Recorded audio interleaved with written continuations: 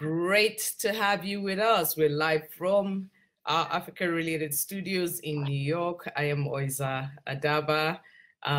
Today we have with us a very, I am so happy to have this woman with me, Mrs. Laila St.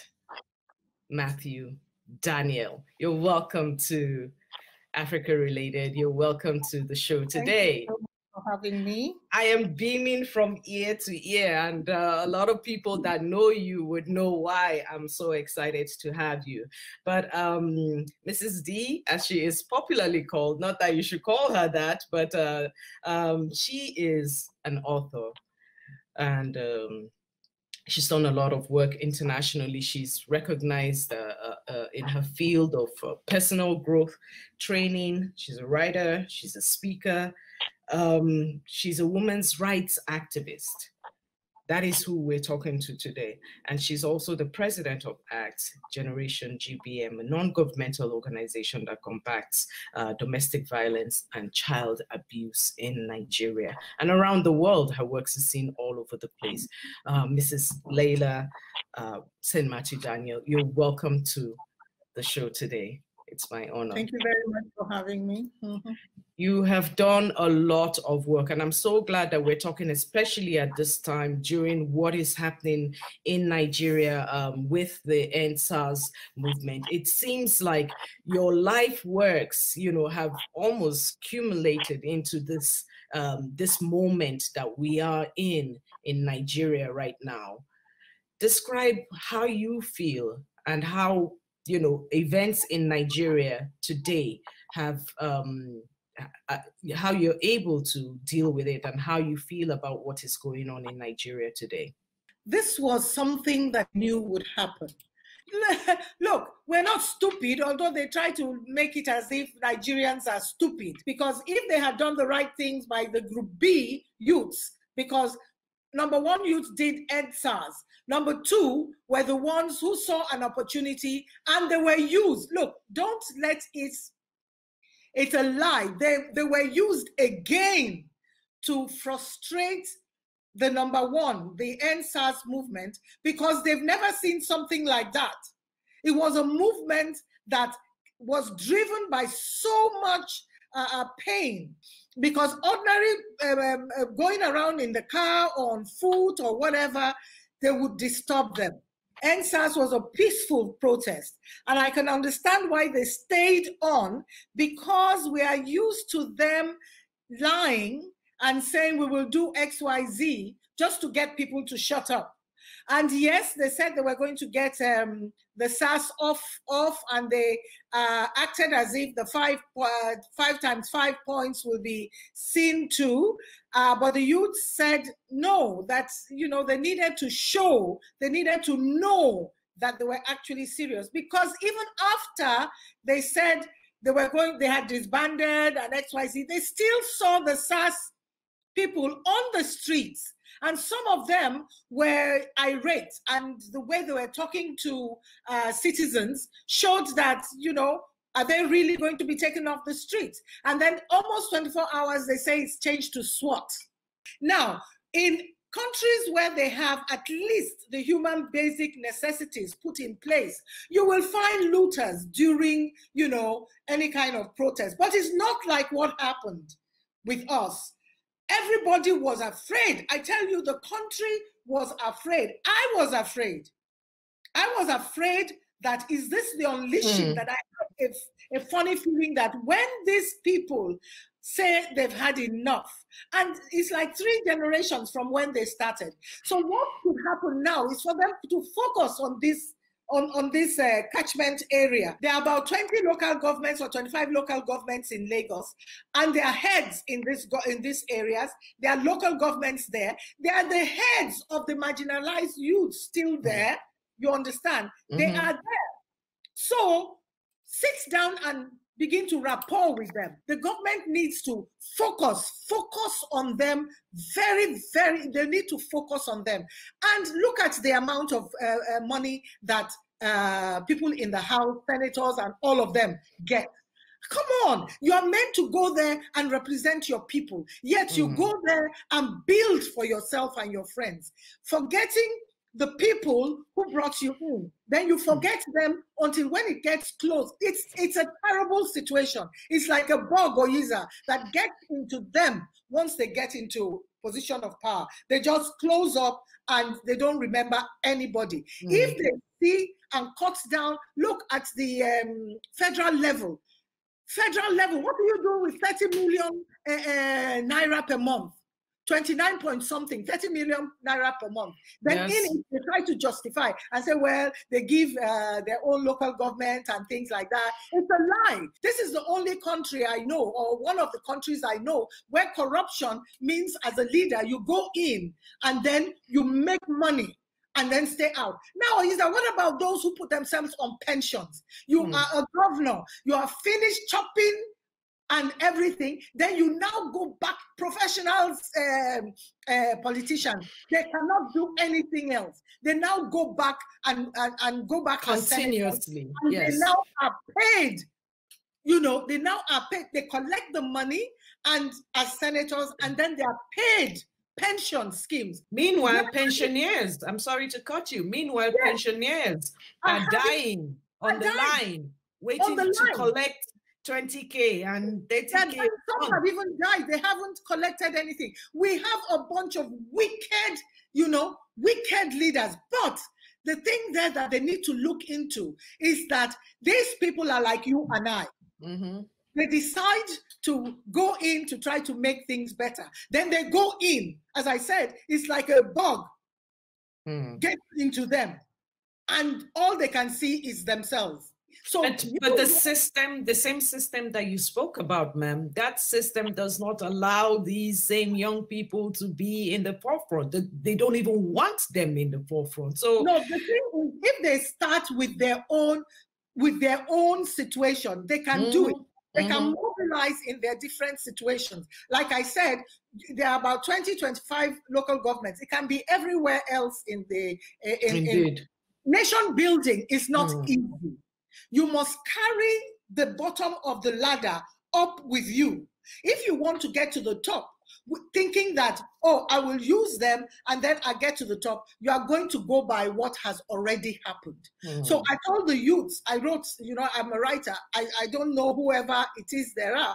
I told them that they've done very well. Now they have to move forward to the next level. Number one, they must get their voters' PVC. Make sure they get their PVC. He who votes gets it right. And somebody said to me online and said, well, will they be allowed to when ballot boxes are being stolen and everything? Well, another person said it is about time that we have electronic voting, where ballot boxes should not be taken from one place to the other. And those ballot boxes are deliberately put in place against electronic voting so that they can manipulate. So we can all lend our voices. It's not just Nigerians now. Those in the diaspora are very interested. We are clamoring to vote in 2023. Yeah, so if the youth get their act together, get their PVC, number one, masses, if anything happens, it's not business like before. Let me tell you one thing, the politicians know that. And the way the rich talk to these people with disdain, these are Nigerians. They are youths of Nigeria. And the thing is, no condition is permanent. You can be rich today and you don't know what your situation is going to be tomorrow. And they are angry. They are angry. And when there is social breakdown, this is what happens. It's not over. There are a lot of them who broke into police stations that have arms. So I say, even the police station, this is the time to reform the way they've built it. Some of them are from colonial days. If you walk into any police station, you will hate you. In fact, how can people be in that environment and be police safe? Station, police barracks, and the thing is, we were all advocating for all of these. These are human beings. How won't you turn you animalistic? Exactly. Living in that kind of condition, living in that kind of squalor. A function of your environment. You are a function of your environment. And when you come out from an environment that is not conducive to human living, your mindset is going to be like that. Totally. Your books and your writings have taught, you know, about self-reliance and digging deep from within, because whatever it is that we're looking for on the outside, your teaching it's already in here, and it's just a factor of tapping into it. A lot of Nigerians that I talked to today, and I've talked to quite a few, especially in the last few weeks, given what's going on, the excitement of it. And I was there in Nigeria during Occupy Nigeria, and I was so happy. I was like, this is it. And then what happened? Some people went back and we didn't hear anything. So this one was different. I was equally as excited. But over time, you know, especially after the 21st, after the bloody Tuesday, the 20th, the morale, you can sense the morale, you know, just, is this what it's come to? And every day since, and I've talked to a lot of people, every day since, it's been that. What can you tell how can you reach our young people to tell them that it's not over yet and they can keep going? Nothing worth doing is easy. If they thought that coming out and making a lot of positive noise and positive chats, they were so eloquent, they were this and that, that's just the beginning. It's not going to be smooth sailing. So I've spoken to one or two by those who can transfer, and I said, just keep going, because people are behind you now. Unlike our own days, we were very selfish. Those who bothered to come out, Occupy Nigeria and all of those things, the Ali must go area, you found that, you know, a lot of us compromised ourselves. Everybody was into what they can get out of things. Now, this lot are not as selfish yet, thinking only of themselves. They're thinking now in a broad way. We are ready. We tell them, we write, we are ready to back you fully. Just keep going, because it's your generation you are fighting for. It's not for my generation. You understand? It's your generation. Nation building is not easy, but you need to be tenacious. You are fighting a group of people that have hung on to power from your age till they are at this age, and they don't want to let go. Professional politicians, they want to die on that point there. They use the money that is supposed to be for the nation to train their own children abroad. I want to talk to you about the role of women in leadership, and that's your forte, and that's what you preach, and you've raised women, a great generation of women, and we must applaud you for all your efforts. How I've seen women take the role, take the lead, and I don't want to mention names, but they know themselves, but I've seen women come out, not just in this protest. Is Nigeria ready for women in leadership? Yes, Nigeria is ready for women in leadership. They are ready, because when women go into the House, whether NAS or the Senate, the percentage of females that are there are very small. And I believe that they are shouted down. And before they know it, you know how it is. By association, they take on the behavioral patterns of their counterparts, because that is how it is. It's either you leave, another person will come. But women are ready. Women are astute. Women are great administrators. And women now have traveled everywhere. They're exposed to a lot of things. And they know what they've seen their counterparts in other parts of the world doing great things. Yes, women are ready. I don't know if they will be allowed to, because right now, I don't know, not my generation anyway. So women are ready. They are intellectually sound. They are strong in character. They know what it is to have integrity and have values. Not every woman You understand? Not every woman. That is why before you put anyone in leadership position, the person should be watched, should have been gone through a lot of things, shown a record of being sound, a technocrat, and everything. That is, women are ready. Women are ready. Women are ready. The right kind of women. I want to ask you about you personally.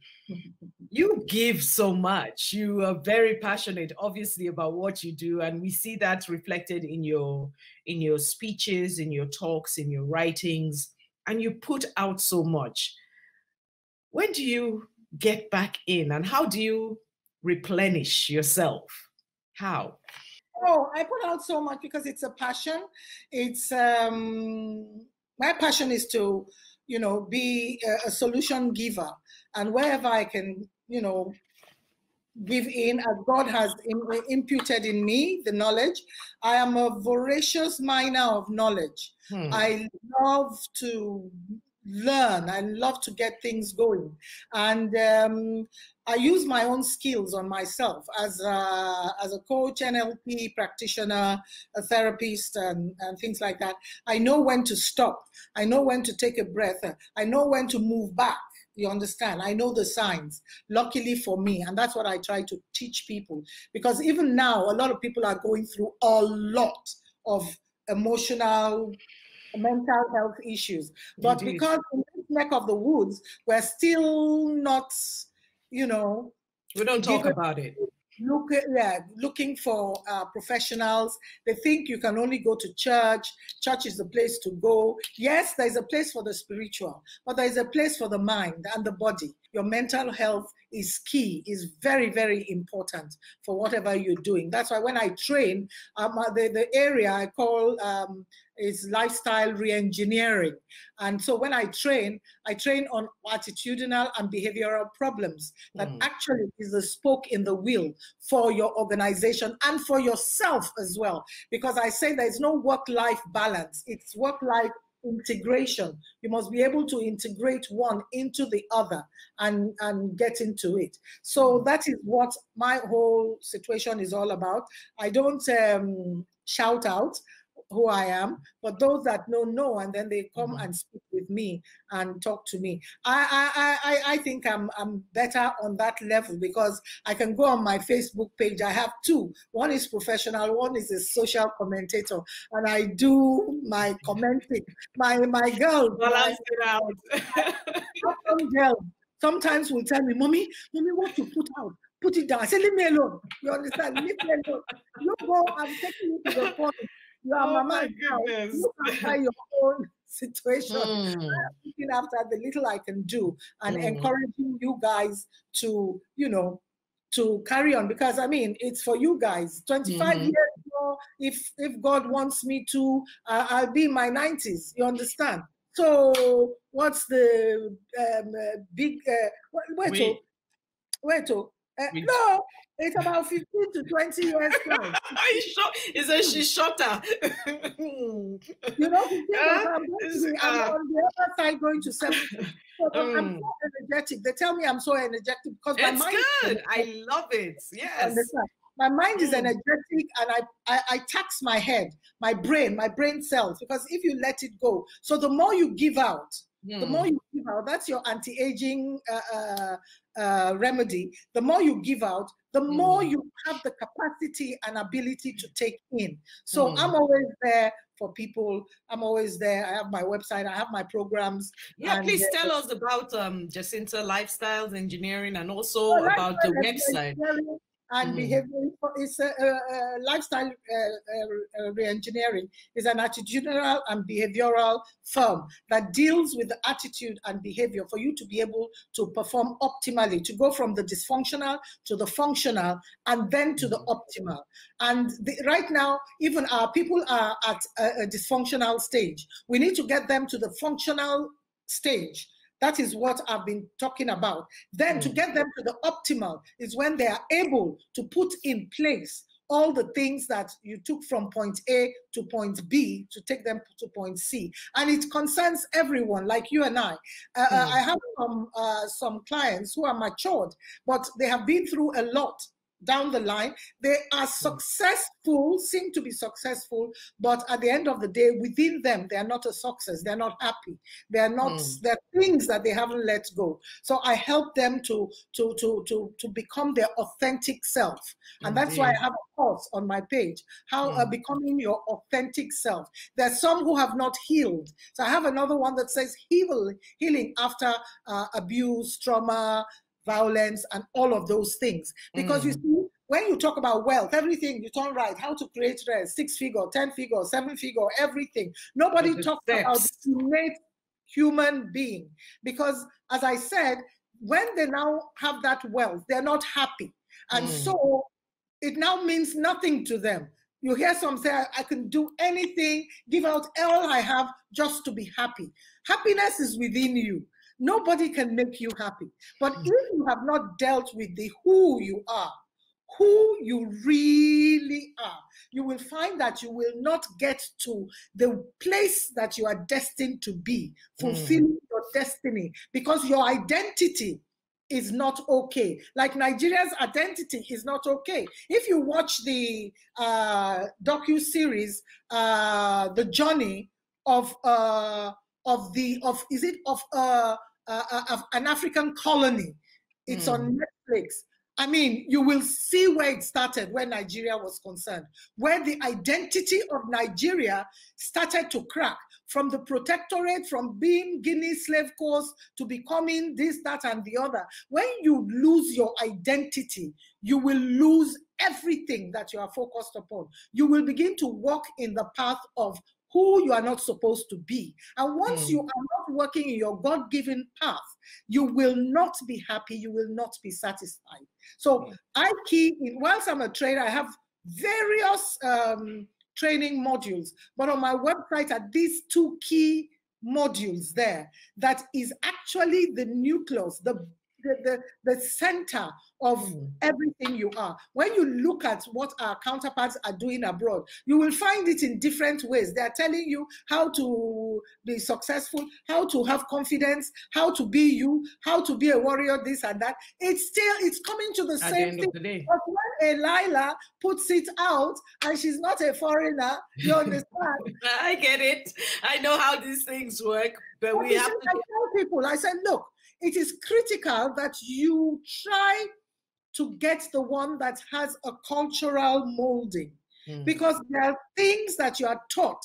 It's for another culture, basic, but there are modules that are the same for everybody, black, green, whatever it is. Yes. But there are cultural diversity issues that you must bring into what your training is all about, so that it speaks to the subconscious of that person. And that is the only way the person can change. That's why I say you train.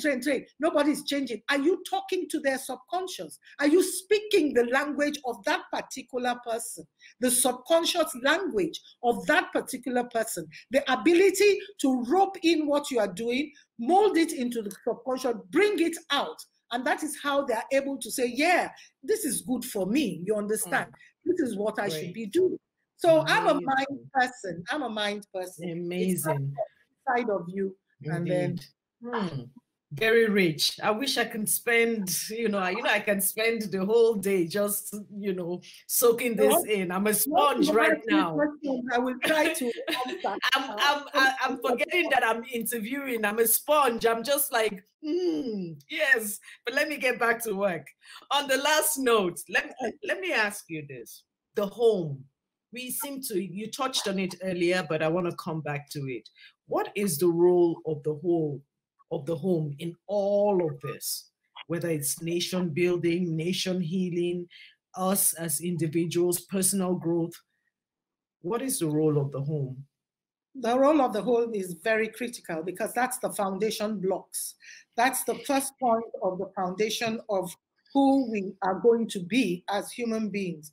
And right in the home, you can teach leadership skills.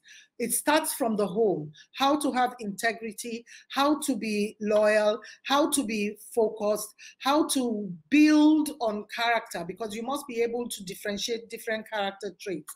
And most importantly, it's not a case of do as I say and not as I do. You the mother or the father or both of Mm. you must exhibit the same things that you are, you are passing forth. A lot of people who have grown into teens and twins and adolescents and whatever and become adults are a function of who they are as children. Because from the age of 0 to 7, you have the brain processes without editing. And that is where the attitude and behavior of a child is formed. From 7, they call it the theta and the beta mode. It shuts down, 90 goes in as subconscious, 10 into conscious. I don't use legal all these medical terminologies because I like to talk. And then is that 10% that is used as they grow up. So whatever comes at them, they are going to take from what they know.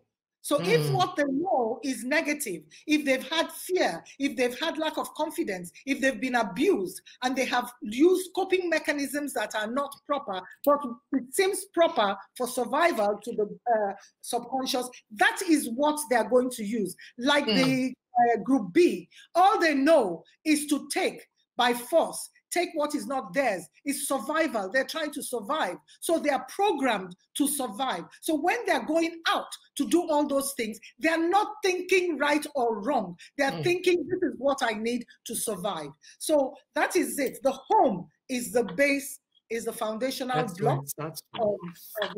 So parenting is very key. So those who fight all the time, who abuse all the time, who quarrel, who everything, the child is soaking it up. You might think, those things that we say, oh, he's a child, he doesn't know, he's a lie.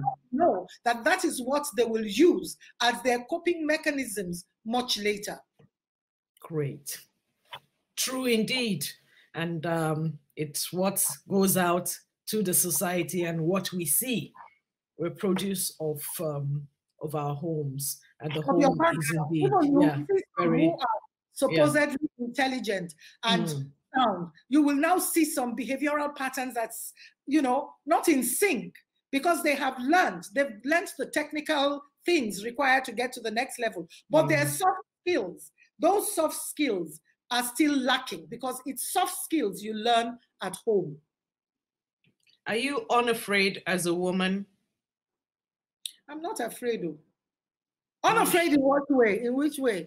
There are different kinds of fear. Yeah, there are different types of fear, but we're intimidated as women in this world. Yeah, I'm not afraid, and that's what I've instilled in my 4 daughters. I have 4 awesome, accomplished daughters. They are fearless. You understand? We all have a measure of fear. Every human being needs to have that emotion, fear, because fear will stop you from going out and doing dangerous things or walking where you shouldn't. But to be afraid of speaking out, to be afraid of doing things, no, I'm not. Because I have been, at a certain point onwards, a single parent, you understand? And I've had to be both mother and father to this awesome girls, and now having grandchildren. So I'm not afraid. Wonderful. Because my belief also does not make me afraid. I believe that God is my ultimate, and He will not let me be exposed to that which I'm not supposed to be. So He's always protecting me anyway. Thank you so much. He is indeed. And we are all covered under that. Thank you again. This is Laila St. Matthew Daniels. It's really been an honor. We tried so hard. We went live, we came back, we went on Zoom, but we did it. And I thank you again for sticking with us through all the technical difficulties. And we've been listening. We've been talking about nation building, nation healing, the youth, and Nigeria in general, the home, the role of women in leadership positions today in Nigeria, and Mrs. D, as she's called, says it is time, and it is time indeed. Again, we thank you for your time. Thank you for your words. Thank you for your patriotism as a Nigerian. And we are very, very, very proud of you. We look forward to seeing you again. On that note, we have come to the end of the program. Thank you again for watching. I'm Oiza Adaba, and we'll bring you another great guest next time. we are